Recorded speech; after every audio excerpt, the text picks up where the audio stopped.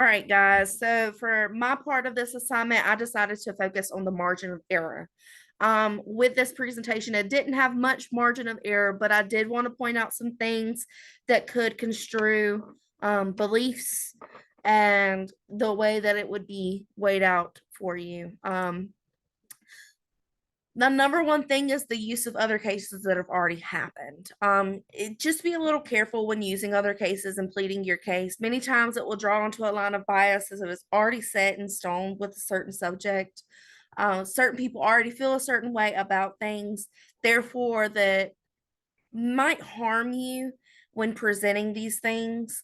So you need to look into exaggerated details. Many individuals already have these opinions that is set in place, and it will draw away from what you're trying to give information on.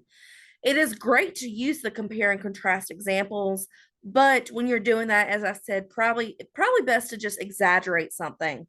So for example, let's say that a farmer decided to grind up his wife and used him or used her body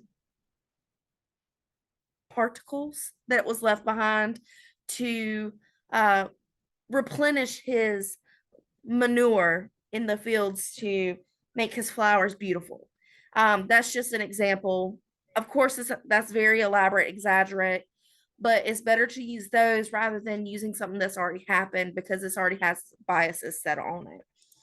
With that being said, I do believe that the presentation itself had great in-depth specifics, and it correlates exactly with botany and how it relates to forensics as well.